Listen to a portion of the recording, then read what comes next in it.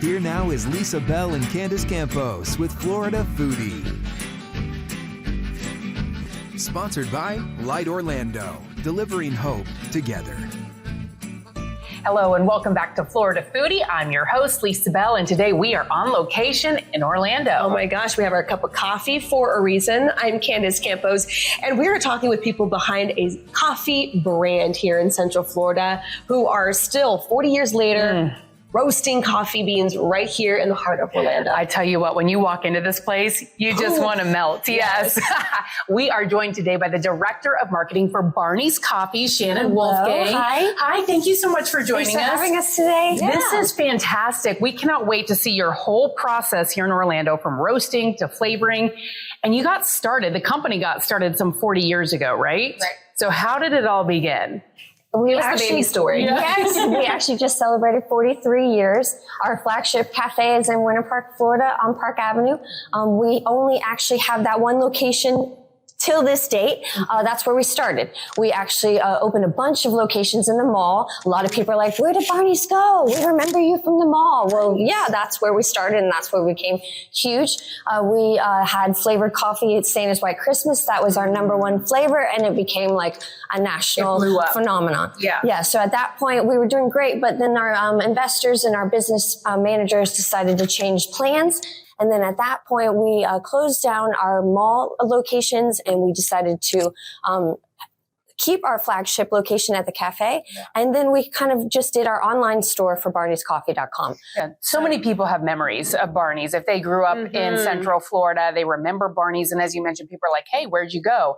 But you can still get Barney's. Oh, yes, that's exactly the point. And so what we were trying to do is like make sure that everyone could get a good cup of coffee. I mean, we wanted to make sure, you know, what we do best is roast coffee and provide that to everyone. So our point was to do the online store. So now we're on Amazon. We're also located in Publix, Winn-Dixie, Ingalls, like up in North.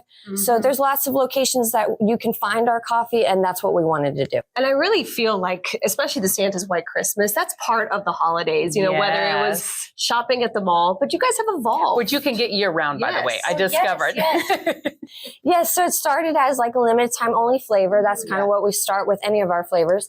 We started that one as a holiday flavor, but then it turned out to be so popular that we're like, okay, maybe we'll sell it in Christmas in July and try it then. It actually worked really well in July too. So we decided, let's just do this year round. And then it just became where they wanted it all the time. So that's what we're doing with our other flavors. You'll see some other ones come down the line just for specific only for like Sweetheart blend for the Valentine's. But then you'll notice that'll be a year round. How many flavors do you guys have? Oh gosh, we have over, I know in the longest time that we've had, 43 years, we've had over 43 flavors. Wow. I can tell you that. But current flavor count, I believe is up to 15. And you're always changing it up. You're also starting new partnerships with a lot of people. Yes. Yeah. So locally, we have started a lot of partnerships, not only, mainly for our flavor. So we've already had our Publix flavored ice cream. So we have like Barney's coffee ice cream in Publix. But we also have a limited time only Santa's Right Christmas ice cream. So you can get that in the holidays. But there's also some other ice creams. There's 5 at Publix that we have with Barney's. But then there's 1010 Brewery, who's doing a beer with us collaboration. We also have fun. We have 7 Bites, who's done a brownie with us and also a cookie with us with the flavoring. So we have a lot of local collaborations that we've been working on. And University of Central Florida. Yes. Yeah. Oh, yes. So that is actually considered a licensed cafe for Barney's Coffee, and that's where the business plan went. So we closed down all of the mall cafes, and now we're opening businesses or collaborating with businesses through schools. And the reason we did that was so that we could also do a give back donation to the school. So University of Central Florida in particular is actually, we created 3 different blends with them.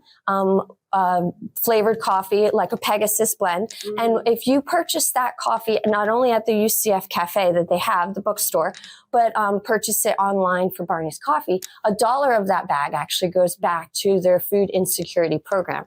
So each time you're purchasing the bag, you actually feel good about drinking that coffee, and you're given.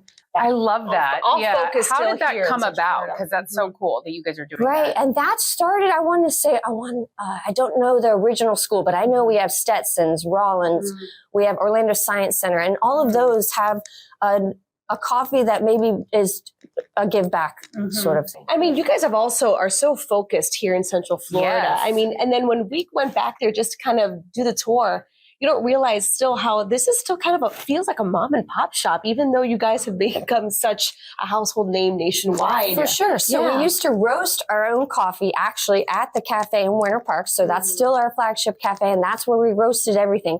But as we became so big, we had to have a facility or a production center to produce the coffee and roast to here. But you still do so much by hand. Which is something that was so mind blowing when we first walked in here and you said, would you like a cup of coffee? And look at all these people who are hand packaging everything. The coffee. Yes. And when you look at the number of employees in Barney's itself and how big we are as a coffee brand, it's kind of fascinating. I would agree. Because there's only 13 employees in here doing everything by hand. So where did the name Barney's come from? Oh, that's an excellent question. Thank you.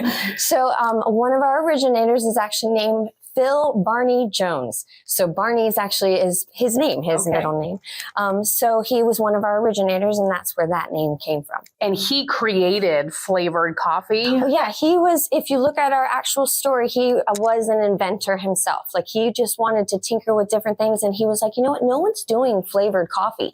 Just like at the time we were doing Santa's White Christmas and presenting that, no one was doing a holiday coffee. We were like one of the first. Not to say this, but we were before Starbucks and before and so we like to say that we're innovators, and he was definitely someone that came up with this idea of like, no one's doing this, let's try this, and we're going to make sure we're good at it. And I personally like my coffee nice and sweet. And you brewed us this banana split. And I was like, I'm going to add more sugar. But before I did, I tried it and it was sweet. Yeah, was just you don't have to add anything. That's what I love about it. And especially right now, everybody's, doing their resolutions and they're worried about their calories. Well, now you can have that banana split without your calories.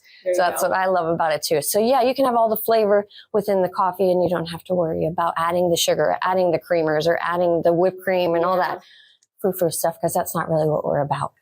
I mean, and are we going to get our hairnets on? We are going to put on some hairnets, and we're going to go check out the roasting process. We know you guys source beans from all over the world, so we're going to talk to the head roaster here at Barney's Coffee about the whole process of roasting, where you get your beans, and how this becomes so delicious. Yes. We'll be right back. Welcome back to Florida Foodie. We are now kind of in the brains of Barney's operations. That's right. It smells so good in here. We are joined now by the head roaster of Barney's Coffee, Christian Jose Morrison. Thank you so much for inviting us in today. This is fascinating. We have so many questions. You roast all the beans for Barney's Coffee. It starts out, though, in a bag right there, right? Yeah, so it starts out in what we call jute bags, a burlap sack. They come from all over the world. They come in between 60 kilos, 132 pounds to almost 154 pounds. How many of those bags do you guys go through in like a week? We'll probably go through between these two, probably at full capacity, 4 pallets in a week. That's 10 bags each pallet. So probably between 20 and 40 bags, depending on capacity. That's a lot coffee. And where do some of these coffee beans come from? Because I mean, I know there's so many. So we source from all over the world, mainly I would say Central and South America, but we do have some Indonesian coffees. We have in the past some African coffees, which a lot of people like, but for right now, like a lot of our focus is definitely in Central and South America. And what role do you have in deciding which coffee bean to purchase and blend into your mix here? It is definitely a collaborative effort on the team. I, work with our suppliers to try to figure out, okay, what's the best quality and what's economical in our favor to use, because we're going through so much coffee. We want to use the best quality of beans that we can buy and the freshest. So we'll bring in a lot of samples that our supplier gives us, and we'll taste them all. We'll figure out, okay, what is the flavor profile for this specific blend, or like, if we're doing a single origin, we'll be like, well, we like this one a little bit better than this one, and we'll just go through that process with 10, 20, 30 coffees until we figure it out. And every bean and from each origin, I'm assuming tastes different because depending on the soil and the climate and all of that. It really depends. Even beans in the same origin can taste different from farm to farm, estate from different estates. Oh, so if it's close to a certain fruit or vegetable, it might. Yeah, if it's near like volcanic soil, if it's grown a little bit higher, if the temperature's a little bit lower, you know, it really depends. So that's why it's so vital to taste the beans that you're buying. Like, you know, yeah. So as it grows on the coffee bush, it becomes a cherry, right? It's fruit. It's a fruit. A so-called cherry. Yeah. Okay, wait, I'm sorry. Coffee is a fruit? So it comes in a cherry. Why am I just learning about this now?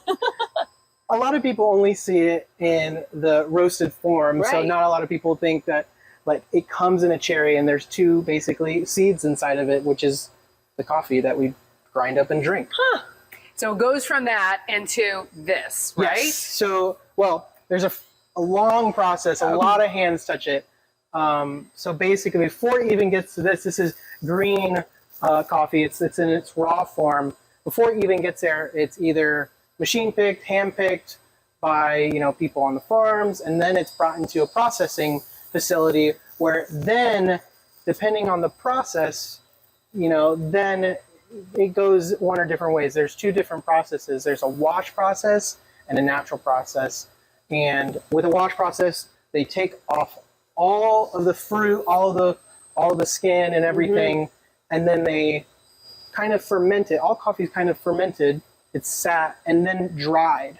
The difference between a wash and a natural is the natural will dry with the cherry on it.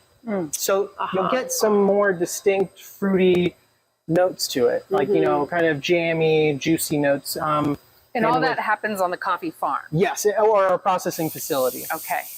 And so does this have any like scent to it? Yeah, I mean, it kind of tastes like, or not taste, but like it smells. Tastes like a nut. Yeah, it almost tastes nutty. Like more, sometimes like bread when it's definitely roasting. Smell that. Yeah, this does not smell like coffee. Yeah. If you would have said, this is a handful of what, I would have probably said nuts. Almost like grass or something, grass clippings. Kind of herbally. Yeah, herby, no. Okay, so it goes from those bags into here. Into here. And then what? And then, so it goes up into our hopper, and then from the hopper it goes in. It roasts for about, you know, anywhere between 13 and 17 minutes, and then it cools rapidly. We have this big fan back here that cools it rapidly, and then about 5 minutes later it goes into our destoner and then in here. So, and when you're trying these beans, are you trying them in this form or in the final roasting when you're picking and choosing? Complicated question. So when we're deciding on a blend, we start by getting samples from that supplier. That supplier gives us a specific sample. We'll try the individual and then we'll bring it together later. And then once we have it, kind of a ballpark idea, we'll sample that. So do you actually eat this? No one eat. You can't consume this. You can't. Don't eat that. So once we have a blend, that's when quality comes into check. You know, coffee is a seasonal commodity. I mean, it grows and different places have different seasons. So we have to try to make sure we're getting the freshest crop. Fine tuning the final flavor. Makes sense. And is every coffee that you guys produce a blend? No. So a lot of the coffees that we produce, mainly with our flavored coffee, is a blend. It's actually our Barney's blend. So that's what most of our customers probably drink.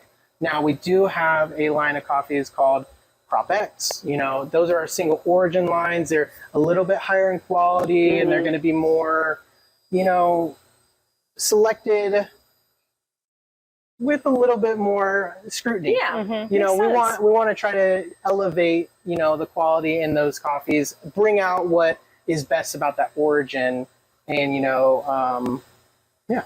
So let's go see what it looks like after it's gone through this roasting process. How hot is this roaster in order to get the product that you want? So it gets around, it can get up to around 470 degrees. See, this looks more like coffee now. So this is coffee that just came out probably about 10 minutes ago or less. Wow. And that fan really cooled it off. Yes. Yeah. It's basically this big impeller pulling air in to go through the coffee and rapidly cool. Okay, and so then from here it goes. What is this? What is this machine doing? This is called a destoner. It basically takes any foreign material that we get in the coffee. Now, the coffee that we get, doesn't have a lot of it. We try to buy a grade of coffee that's doesn't have a lot of defects in the green. That's what we call it, defect. How did you get into making coffee and roasting coffee? That I started around when I was 24. I moved to Orlando. I was in school, and I kind of needed a job. And so I worked for a couple of local places, and from there I realized I didn't want to do the schooling I was doing. I wanted to be in coffee. Yeah, who wouldn't? I know. And I love how you're asking questions the entire time you're playing. I mean, it's almost sensory, right? All right, so can you fire this up for us real quick just to show us how it works? Yeah, and we'll take course, a step back and we'll see it in action. Yeah, so what are you doing here? So it's actually already all set up. Okay. So I'm actually going to start, it's going to get really loud in here. Okay. So I'm actually going to start this because I need to empty out this bin. It's going to go up here. And then if you actually see in this window over here, there's actually coffee loaded in there. Okay. So I'm going to start this. We're used to loud. We have small children. Yeah, we can handle it. This is easy. And so that's just kind of pushing it down into that, which is making sure that it doesn't have anything that it shouldn't have in it. And usually by this time it doesn't. I try to do my best to see if there's any foreign materials in it, so I grab them and I toss them. So, what would you see, like a twig or a leaf or something? Sometimes part of a bag, like the bag, like the burlap, or maybe a stick or anything. Yeah. But that's really common in a lot of coffees. And then when you go from the bean to the grinding, where does that take place? So that will take place in our flavoring room. Okay. So that's the end of basically the end of the process. So let me get this started here for you. And so through this computer, you're monitoring the temperature, you're monitoring what's coming in. Exactly. So I got sensors over here, and I got another thing over here that's reading it or writing it, basically for to analyze the graph later if we need to. If we're tasting, if we're cupping, we can say, I didn't really like how this batch turned out. Why did it turn out this way? How does the temperature affect the flavor? It can affect it in a lot of different ways. It can, if you get too hot, it can be too bitter. If it's not hot enough, it can be what we call baked, where it kind of tastes like paper. Or grassy. There's a lot of different variations of things that can go wrong while you're roasting. It is a science. Yeah, it's a little bit of a science. Yeah. Let me get this started here. So what this computer is doing is it's running off a semi-automated profile that I have made. So it's reading all the instructions that I've given it, and it's doing it itself. Now, can I fine-tune it during it? Yes. Yeah. I'm always kind of looking at this chart and looking here to kind of see, okay, do I need to tweak anything? And then if I need to, sensory is all part of it. I want to see it. Okay, is it turning brown the time I want it to? Is it smelling the way I want it to at this point? If we get to the phases, there's actually 3 phases. I can go into those if you want me to. Well, I'm curious how you can smell, because you walk in here and the whole place smells amazing. Yeah. So you're standing by the machine, but you can smell whether it's cooked like it should be, roasted like it should be. That's why we have. Oh, you have a stick. We have a trier. Ah. So basically, during those certain times of the roasting process, I'll take out the trier and I'll see the color and I'll smell it. When coffee is roasted, it smells kind of bready and sweet. So, what I like to smell is sometimes during specific coffees is it kind of like a sweeter bread? Is it kind of more like rye or more, weedy? There's different variations. But for the Barney's blend, you kind of have this scent that you're looking for, and so you want it all to be consistent. Exactly. Can we smell that? So I'm gonna wait. I want to wait just a minute because it's in the beginning processes. It's still what it's basically doing right now.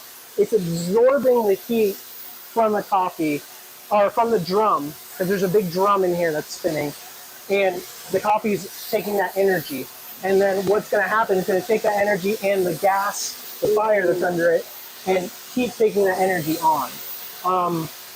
And then about 7 to 8 minutes in, it'll actually start turning brown. That's what we call, so we call the first phase, we call it drying. So the bean is basically drying itself out. We're taking all that moisture out of it, and then that second phase we call browning. So you'll see that right there. You'll see it. Yeah. You'll see it start to happening. We call it browning. Like, you know how like you brown a steak. It's the same thing. You're trying to create sugars, natural sugars, to kind of come out and make that coffee sweet. A lot of people wouldn't think coffee is sweet, but it is a perceived sweetness to it. And we can see, obviously, it's moving into the next phase of this process. Yeah. So when we come back, we'll take a look at the browned coffee beans. Yeah. And then we'll go into the flavoring process. Sounds good to me. Yeah.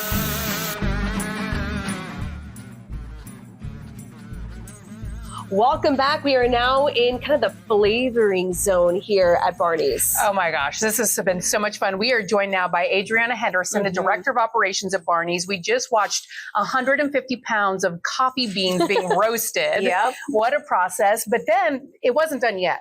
All the beans come in here, and now they get flavored and turn into something so delicious. Like Santa's White Christmas. It's amazing. Exactly. I mean, over 10.4 million cups were drank last year. So this flavor alone is the largest within the profile. And so how does that happen? We saw the roasting process. How does it get flavored? Yeah. So from the roasting process, we will bring in that 150 pounds, and then we will weigh it out by batch, 80 pounds at a time.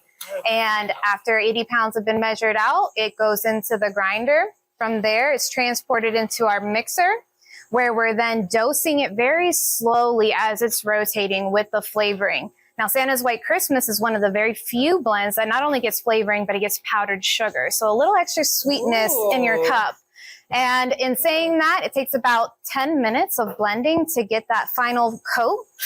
From there, it then goes into a bin where it's vacuumed up to the machinery, and it is pre-measured out into every bag, then sealed. We were stunned when we came here. Obviously, Barney's has been in business for 43 years now. You've got your original location on Park Avenue, but the fact that we saw people still hand packing the bags of coffee. Yes. So every whole bean product is hand produced. That's the one thing that we have stuck with Santa's White Christmas and then our Crop X line to be exclusive, because it is what we call a labor of love. Yeah. You know, you have to do the hand mixing. You have to measure out every single bag. And what we could normally produce in a day, being over 2,300 bags, gets reduced down to about 500 bags a day through the hand process. What's your favorite flavor? I mean, so mine. We've been talking off camera, and you are a coffee connoisseur. I love coffee. What would you say is your absolute favorite? So if I were to go with the flavored coffee side, it's definitely going to be the Sweetheart blend. And I mean, I'm telling you right now, especially with Valentine's right around the corner, you have to try this. It has that beautiful, almost cherry amaretto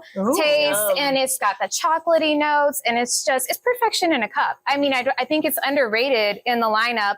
It was an LTO that made it full time, and it's exquisite. Yeah. And when you say LTO, limited time offer? Yeah. Okay. So how many kind of full-time flavors do you have, and how many seasonal flavors? Yep. So right now we have a full-time flavor lineup of 15 different flavors. Okay. And then we have 6 limited time flavors that we will have introduced this year, along with 4 vault flavors that are coming back. Who picks the flavors and who creates the flavors? Yeah. So that's an amazing process, and it's a group effort. You know, as you saw, we have a small team, so everyone needs to be involved.